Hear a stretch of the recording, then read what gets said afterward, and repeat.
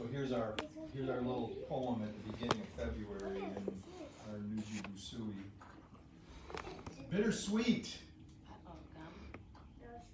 Take from me this taste.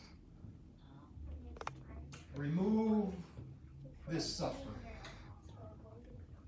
Oh, I love the warm sweetness as it occurs.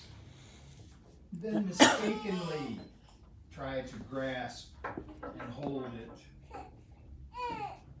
Bitter it turns, then cold.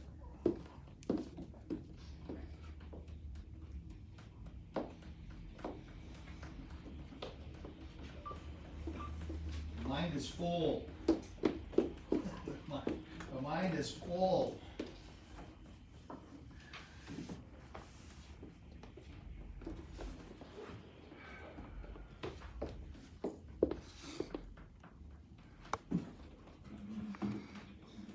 Mind is the arbiter. Body is neutral. It is a construct, and it will do whatever it is instructed to do by the mind. And you may say, no, my body just acts on its own. It just does stuff. It doesn't. The mind tells the body what to do. The mind is full of fear. The body does fearful things. Or escape things.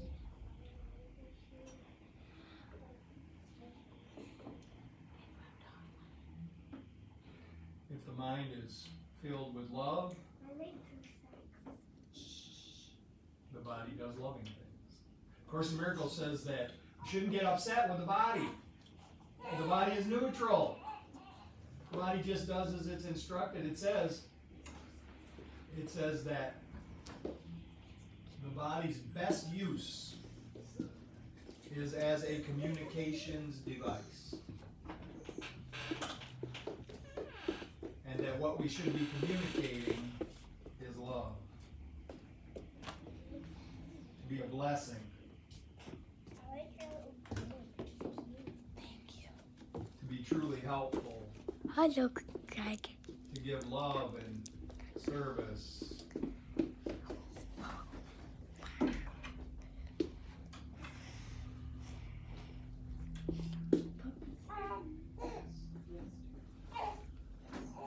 When we look at the world as a place filled with bodies competing with other bodies, this triggers fear. But there is another way of looking at the world. We can see the world as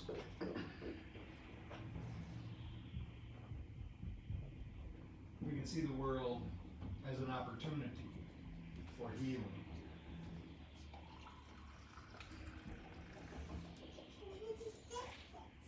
Put first things first. Priority, imperative, our most urgent need is to see things clearly. The material world continues to present a very distorted view.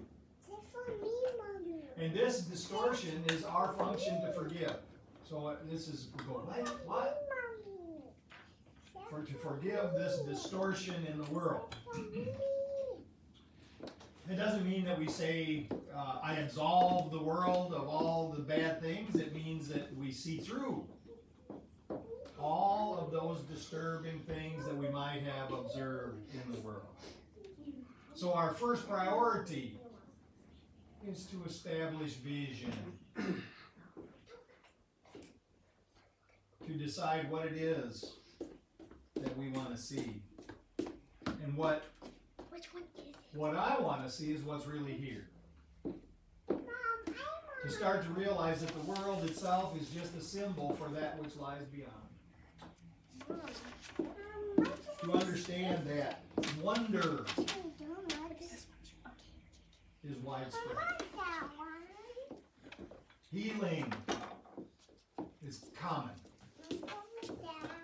And love is our collective state. And that unity is the total of us. All of love's blessings available for all of us if we choose. The universe offering all good things at all times. They come to us, they come through us when we open ourselves to them. And then as we receive, we give our own in turn.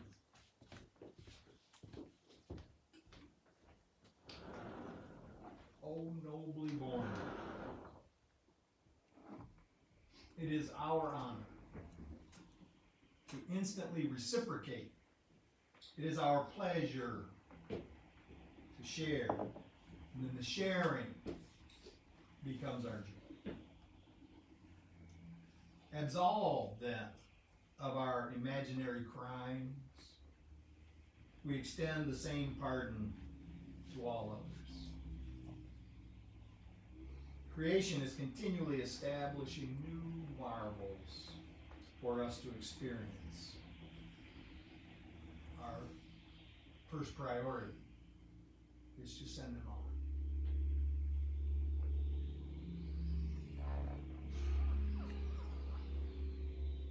The meditation,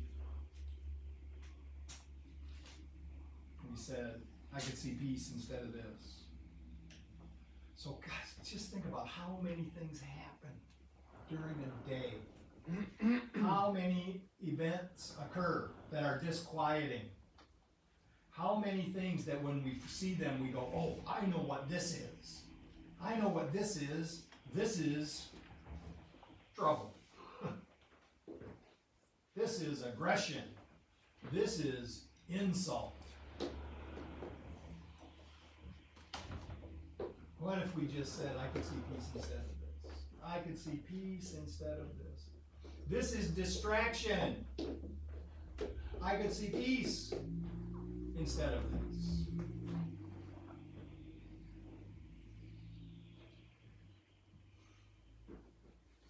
And free. And free. Fear continually triggers defense. And every time I see something that's not in alignment with what I think it should be, not in alignment with, just say it how it is, not in alignment with what my ego wants, little tinge of fear pops up. Fear triggers defense. Defense becomes offense. My defense is offensive. Hello, Mommy. Hello. When we are afraid, we strike out. Changing our point of view changes our reality. Perspective creates perception, and perception is our reality. Confrontation sets up more confrontation. The unity of all life becomes disrupted in our own minds. Now, the truth of it is, unity can never be disturbed. In reality, unity just is. We are all together.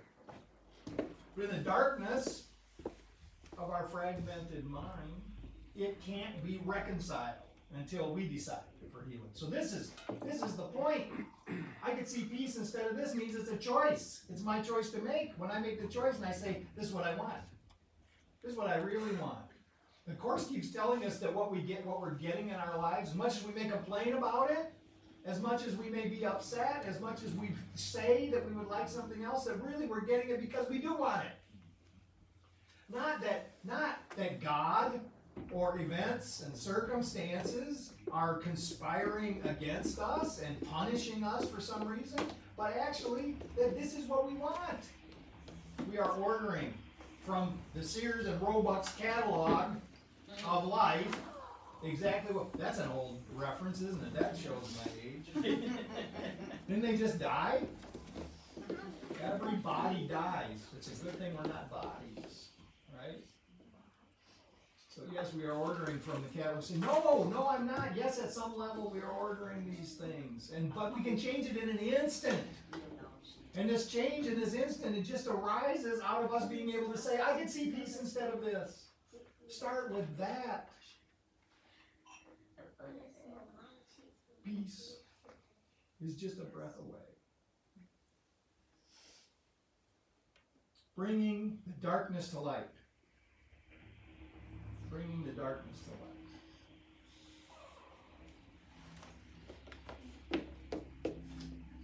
It's our choice. We can choose to do it anytime. We may have thought in the past that our particular sins are too severe for reconciliation.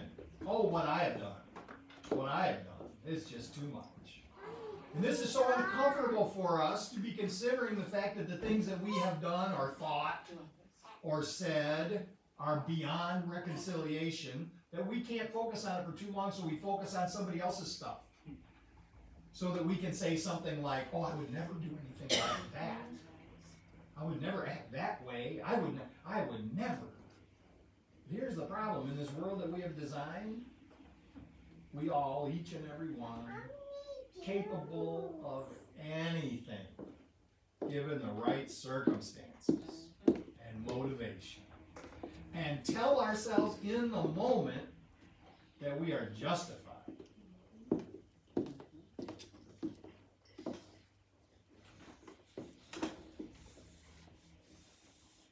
Particular sins too severe for reconciliation, but it is not the case. We can make amends, changing things for the better, healing all wrongs. Through the power of love, we can undo the past. This is the problem, is that we're always walking around thinking, oh, I wish I could go back and change it. I wish I could go back, do it differently, if only here or there or the other place I had done this or that or the other thing, then I wouldn't be in this situation. But we were in the situation. This is our experience right now. Recognize that we are in the situation. Accept the situation. Knowing that somewhere in it there's a gift. Investigate. Where do these feelings come from? What am I thinking that triggers these feelings of anxiety, panic, fear? What am I thinking about?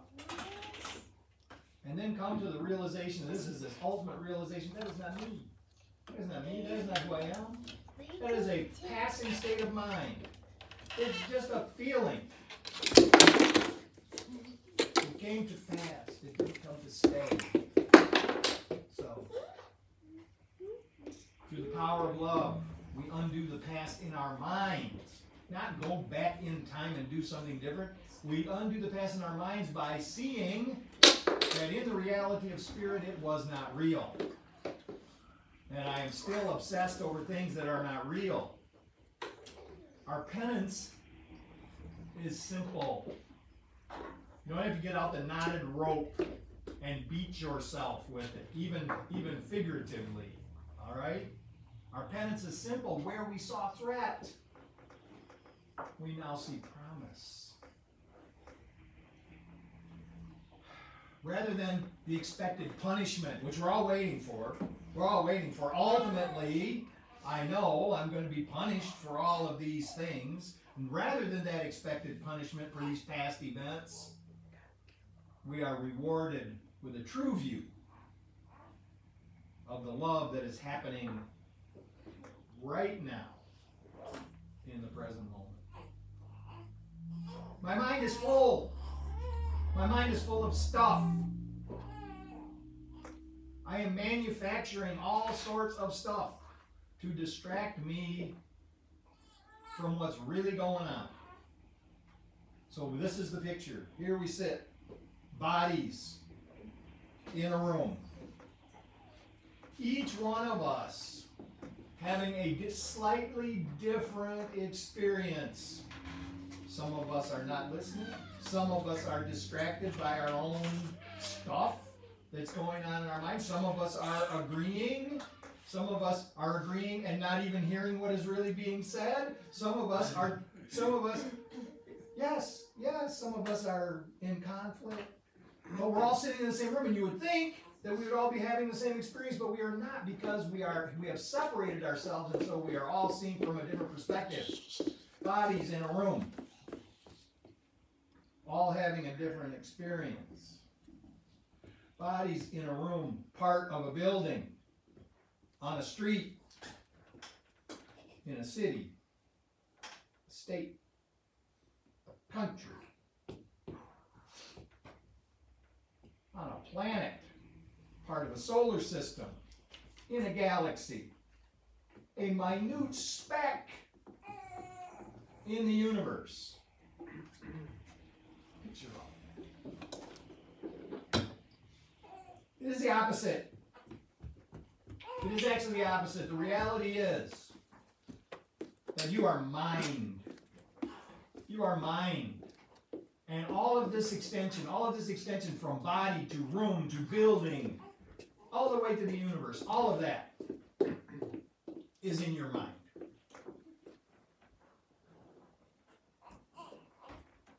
My mind is full. My mind is full of the universe. But I choose something different. I choose to look at little grievances that keep me from actually realizing that I am making my own experience. And that instead of just making this experience that really, generally, I am not that happy with, why not realize that it is all going on in my mind, so let's change my mind. Let me change my mind. Let me realize that, yes, my mind is full, but let my mind be full of the love of God, so that I might then extend that out from this room onto the street, into the city, and as we do in our meditation at the end, to all of life. This changes my experience.